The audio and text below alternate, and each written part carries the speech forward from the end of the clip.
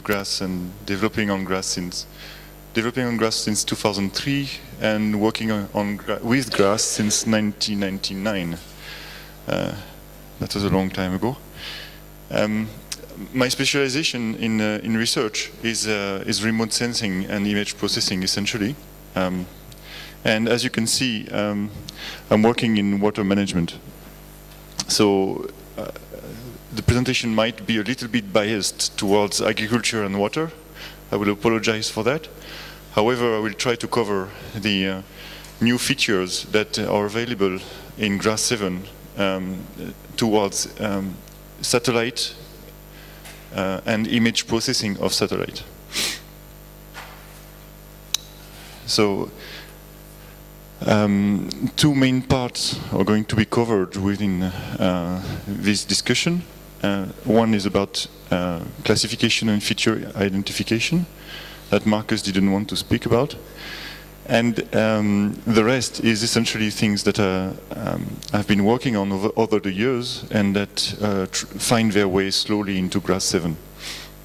The last bit of it is not only my work. There is another kind of Marcus called Nikos Alexandris that avoid to speak about his work. So I will cover that one too.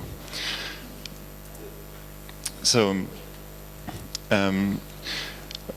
basically, GRASS in the old times, when we were all young dinosaurs, was essentially taking care of correction of images, essentially aerial photos, and doing a little bit of Fourier transform and principal components analysis. Those one were are part of the oldest modules in image processing. So the imagery functionalities of GRASS. Along the years came higher resolution of public domain satellite imagery. And in this case, you can follow very clearly that AVHR was followed by MODIS, MODIS by Landsat. Though Landsat was available for a longer time, it was not free. And that created some kind of obvious constraint on many users. In 2011, July, when it was made completely public, there has been a lot of people in countries that cannot have the capacity to purchase such kind of data. There has been a lot of interest growing, and people have started using Landsat data in temporal manner as well as spatial. So it has become a very strong interest. So from 5 to 6, there has been a certain improvement. So GRASS 6, as right now, has 33 imagery modules, and GRASS 7, which is experimental, has had 46 modules. Yesterday, a gentleman called Marcus, here sitting, submitted a new module that he didn't want to speak about, that I will explain to you very briefly a bit later. And that module may be of high interest to many people. Especially I know some in the Asian countries that will definitely jump on it. However, those modules that are available in the direct version that you install in your computer do not cover all the modules available. There is an incubating process, and that process is what we call the add-on process. Is when we put modules that are not that tested, and sometimes they even don't work, but we think there is something interesting there. So some people can actually plug them in temporarily and see if there is an advantage for them in using those new features. If there is a large amount of feedback from people like you and I, developers are tempted to give more attention to that. And generally more attention means shorter time to delivery. So it's essentially how much we pressurize developers that permits us to have features that we want. I discovered that very, very nicely yesterday. I will explain why just in 5 minutes. So modules have their own development stages as well as softwares, but in this case modules offer us scientific tools, and those ones permit us to explore and analyze the information that is provided to us in GIS and remote sensing in a better way or in a deeper way. Therefore, we can develop a better understanding of the environment or whatever we are actually analyzing through the geospatial tools. So we go from experimental to stable under the user pressure, really. So what I'm going to speak about now are modules and features that are here already in 6, but have been improved, or new in 7, or in the incubated stage in 7. So that means that they are experimental within the experimental stages.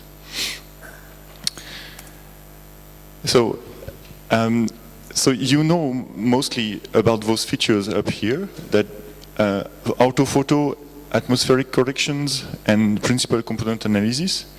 But you may not know that these features have been improved, rewritten, or increased in performance or in features recently. Those 4 different features here have been changed by Marcus down here. You can see that he has rewritten the autophoto correction module. He has increased the speed of atmospheric correction by improving the quality of the cache, so how it is actually storing pre-run models.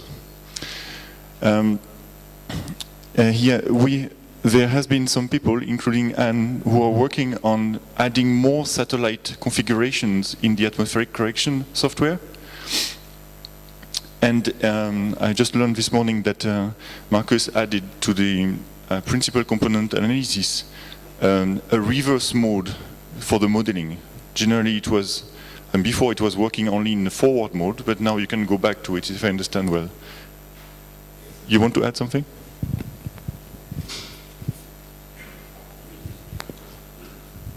Just quickly, the idea is to do principal components filtering. Principal components mean that you convert the signal space according to the amount of variation explained. You throw away the components that explain nearly nothing and only keep the components that explain most of the variation. Common thresholds are around 90%, 95%. Then you use only these and convert it back, and that's kind of signal filtering. That is it. Thank you, Marcus. Because of the fair use of public domain data, we have also designed some modules that are preparing this information for you. You can see that Landsat top of atmosphere reflectance is one. So you download your Landsat image and you use that software to prepare the stretching from digital number radiance reflectance at top of atmosphere. There is another one that is for Aster, because at some point in time, I don't know if you remember, but Aster was free. When Landsat started giving trouble, they started to think that, okay, we are a replacement of Landsat, so we should make people pay.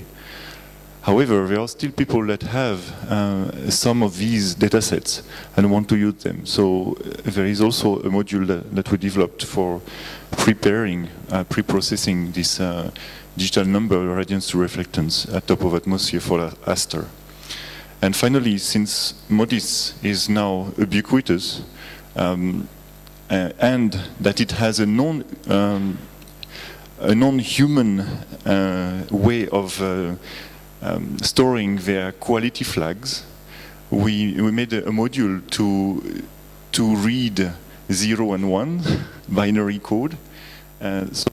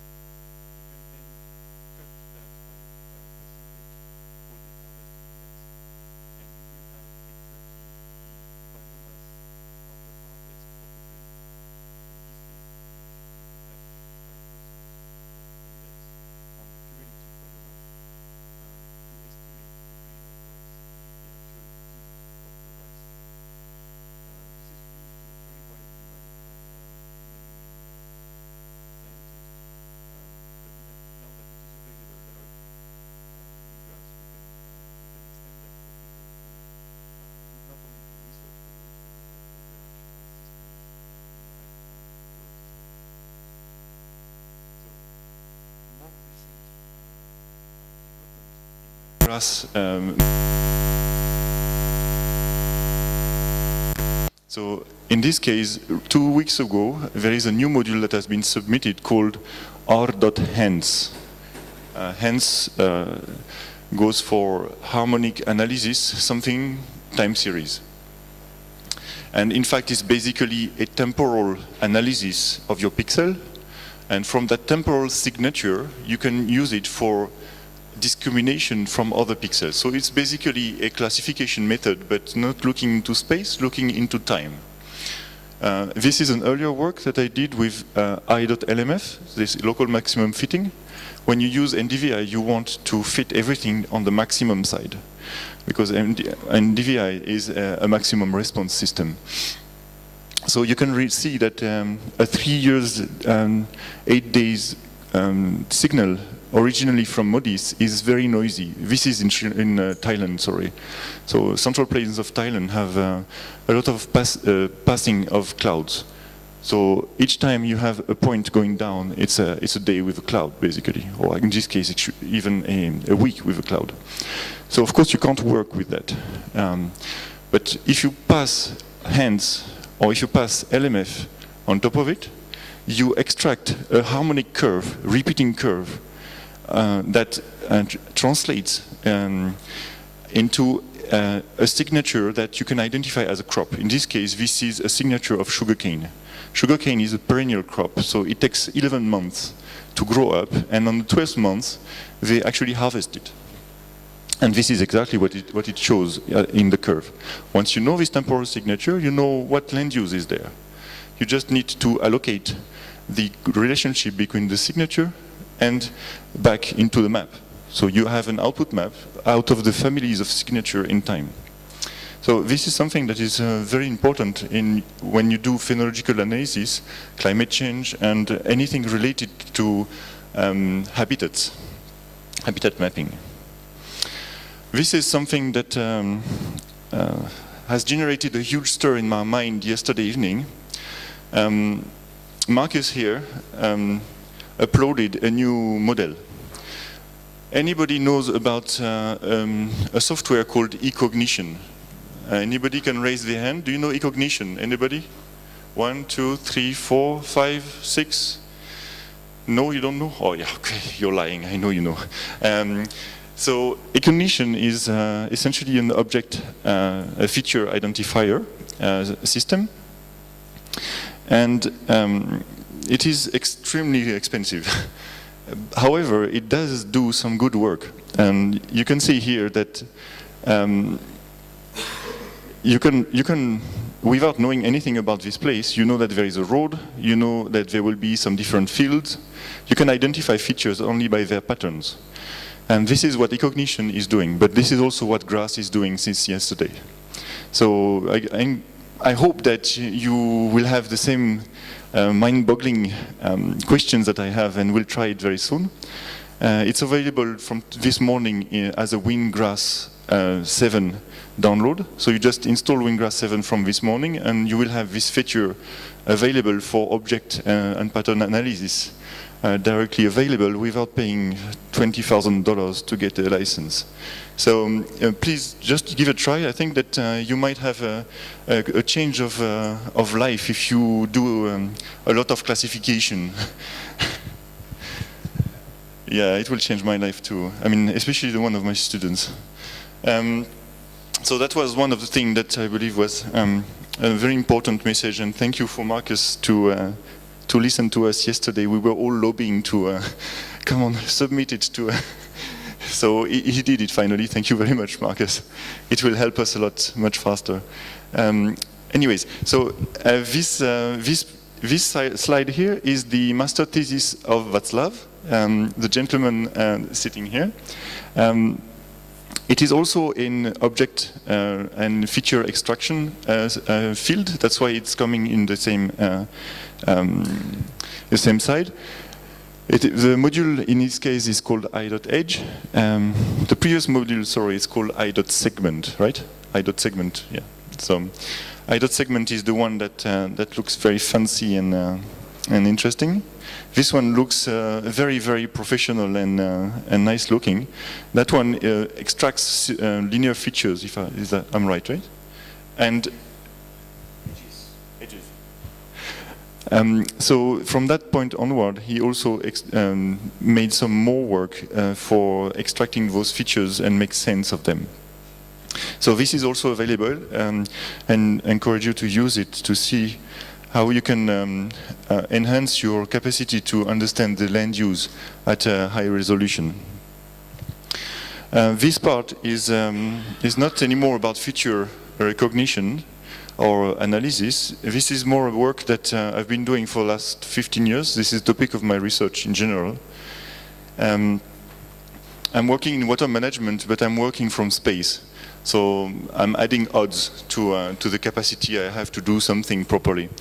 However, for the last 25 years, remote sensing has become extremely good in quantifying how much water is being consumed by the plants from the ground. And this is called the field of thermodynamics applied and energy balance applied to remote sensing.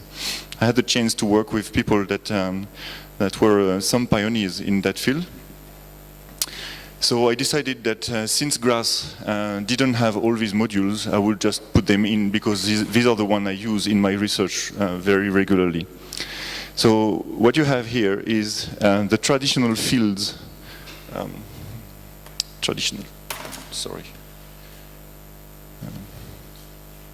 these are the traditional fields of agriculture models. These are evapotranspiration requirement for plants. People that work with irrigation systems will use that every day. The thing is, they are potential requirement. They are not the actual requirement happening because the plant, in this model, the plant is not stressed. It is assuming a full requirement given to the plant. And this may work very well if you want to roughly know what is really needed, but it doesn't tell you how the plant is actually doing well under your cropping system. So this is where comes modeling of actual evapotranspiration, and that modeling is now available with the I.energy balance models in GRASS 7.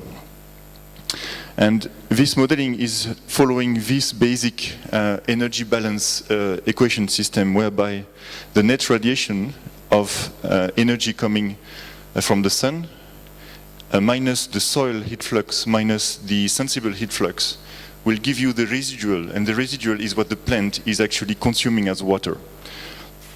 It's slightly more complex, but overall the idea is there. So this is an analysis for a small country called Sri Lanka. Yeah, I'm not used to that projection, but basically Sri Lanka is a bit longer, normally.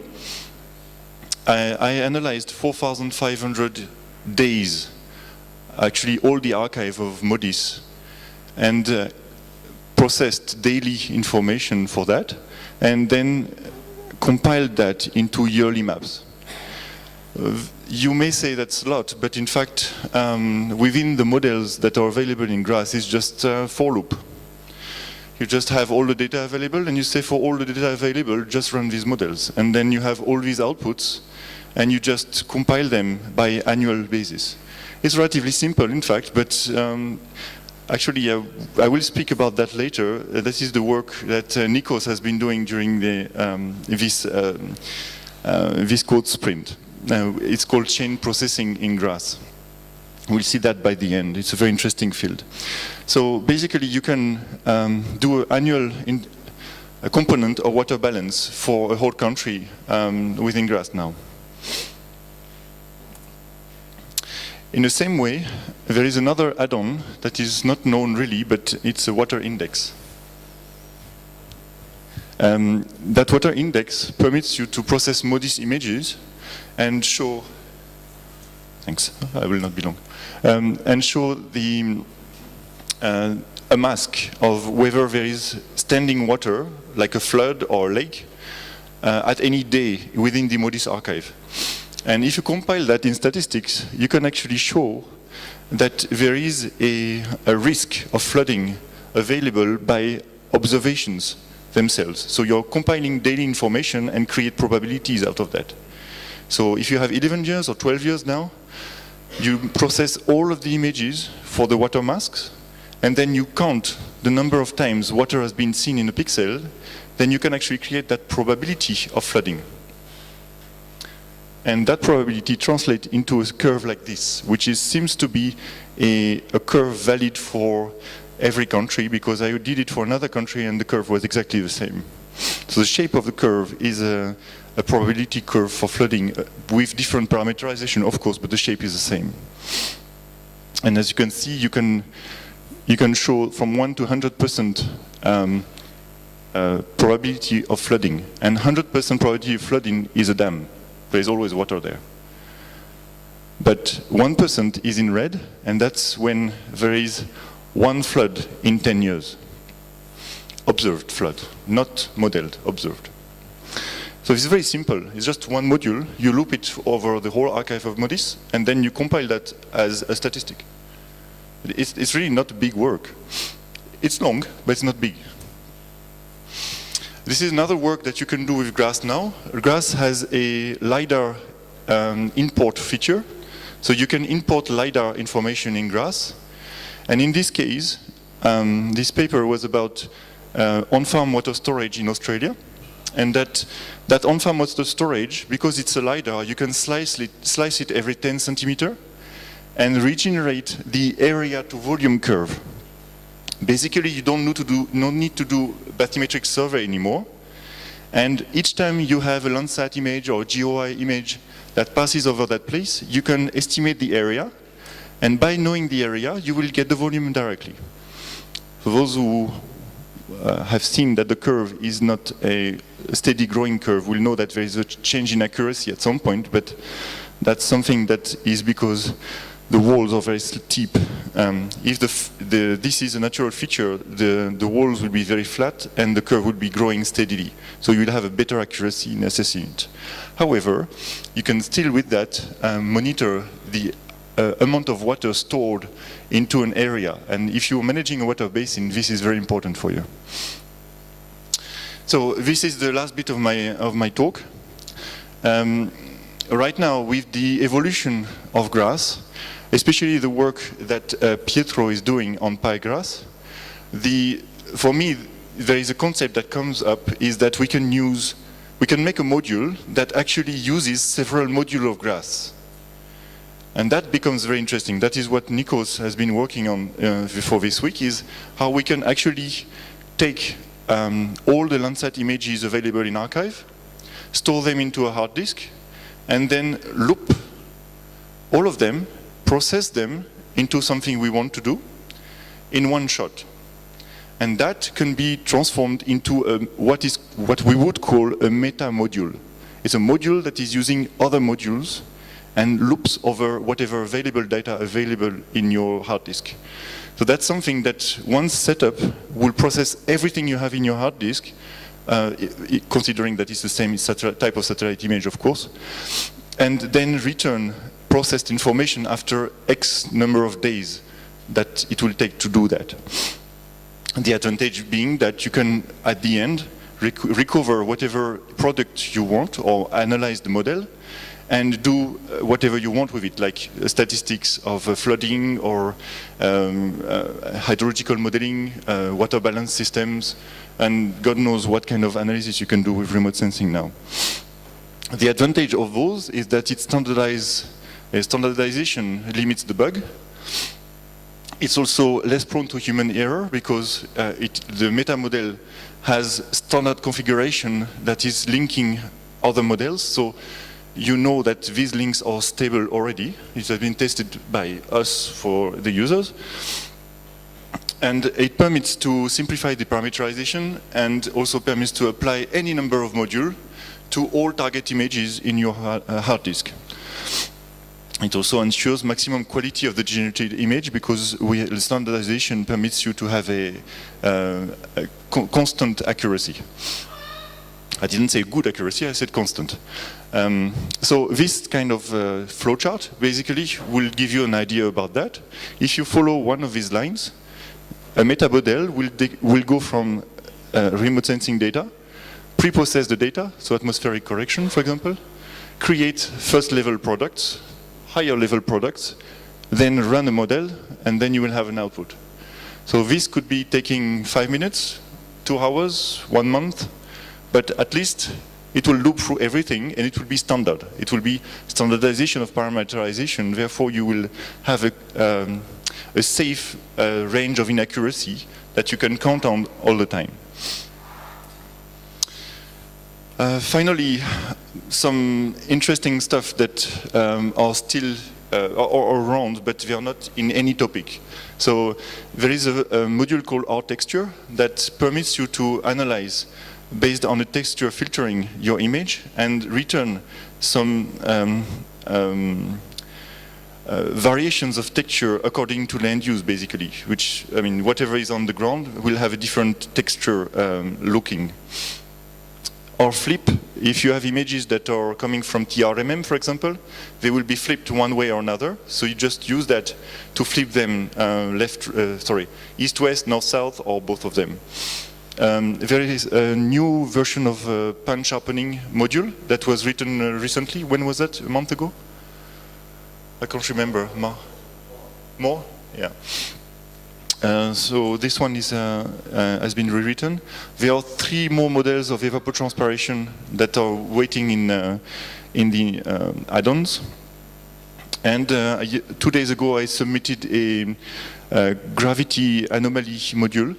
For those who are doing geophysics, you know that GRACE and GOSI satellites are orbiting the Earth, and they measure the difference in their speed due to the gravity of the Earth. Because of that, you can actually do some analysis about what kind of geological features you can expect under our ground until the core of the Earth. So some of the people in Asia are looking into these satellites to estimate the groundwater thickness under our feet in such a way that they know how much reserve they have for their country in the future. There was a Nature paper nearly a year ago about that. And so GRACE was the first satellite, and GOSI now is a better satellite because it has 16 times better resolution. We're still speaking about 90 kilometers, but at least you start having a very interesting resolution.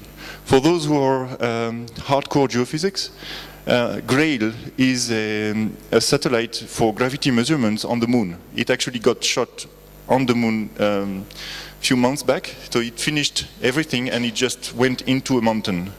And then we also analyzed what the impact was. So anyways, you reuse everything when you go there. So yes, this is covering everything that I think is related to image processing and the recent developments. I hope that this was of any interest. If you want a copy of this, we'll put that on the wiki, and so then you can have a casual look at all these different features. Thank you very much.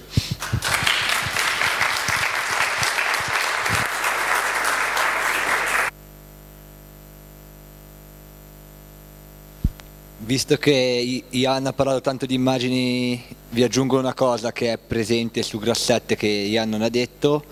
C'è un modulo che fa l'histogram matching di diverse immagini, era una cosa molto richiesta ed deve essere presente. Si basa su un lavoro fatto da una studentessa dell'Università di Trento diversi anni fa in Perl. No? Penso? Oppure era con Marcus, comunque sì, una tesi con Marcus allora, e è stata riscritta in Python e adesso è disponibile su Grass7. L'ultima presentazione di stamattina è di Marco Curreli su come contribuire se non si è sviluppatori a Grass. Vieni Marco. No, Gian, you can leave here the computer, please. Sorry, you already shut down? Yeah. Oh no, okay, no problem. I move with the official one.